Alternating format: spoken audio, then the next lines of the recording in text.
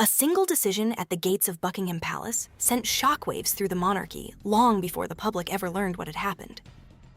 A trusted family member was suddenly turned away, a royal order had already been signed behind closed doors, and one of the most sensitive relationships inside the palace stood on the edge of collapse.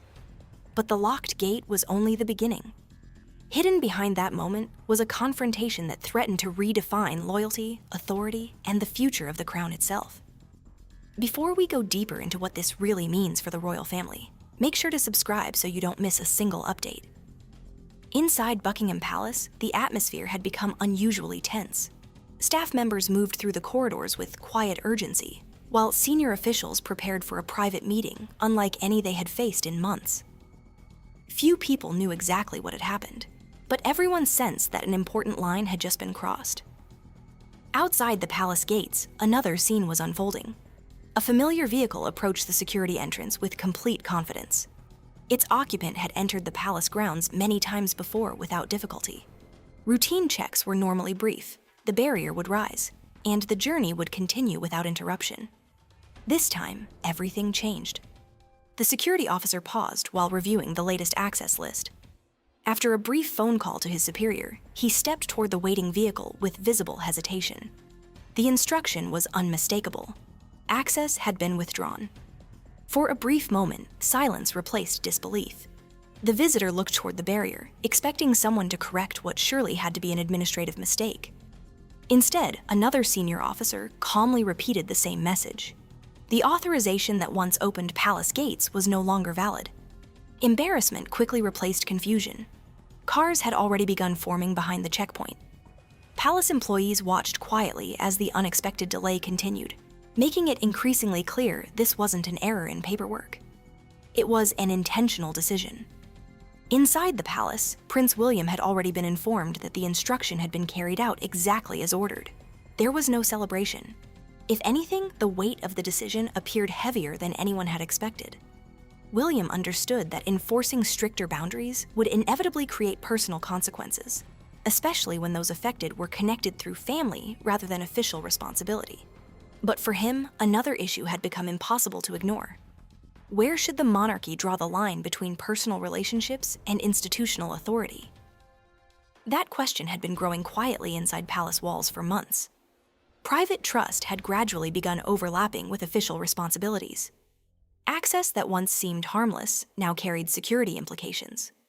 Informal privileges slowly evolved into expectations, and expectations eventually became assumptions. William believed that pattern could not continue. Protecting the institution sometimes required uncomfortable decisions long before they became public. As officials gathered around the palace conference table, another document quietly circulated among senior staff. Unlike the security order, this one carried even greater significance. Its contents extended beyond a simple access restriction. The document proposed sweeping administrative changes that would affect ceremonial responsibilities, internal influence, and participation in sensitive palace matters. For those reading its pages, one reality became impossible to avoid. The issue was no longer about one person entering a building. It had become a debate about how much authority should exist inside the monarchy, and who should be allowed to exercise it. King Charles studied the proposal carefully.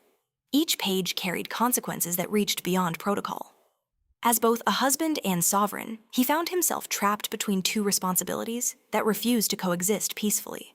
His personal loyalty pointed in one direction. His constitutional responsibility pointed in another.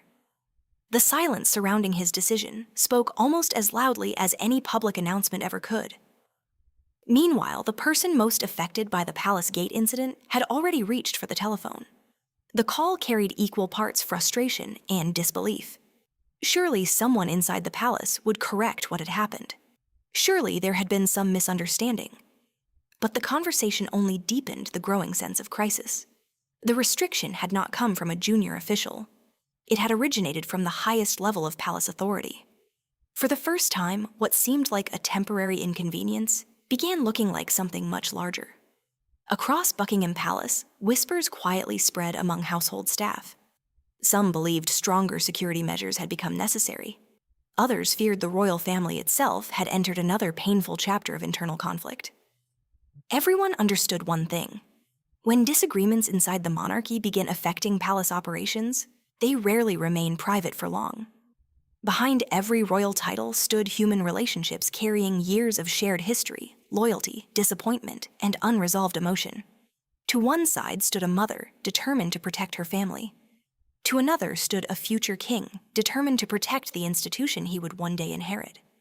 And somewhere between those two positions stood King Charles, carrying the impossible burden of balancing both. The palace gates had closed on one visitor.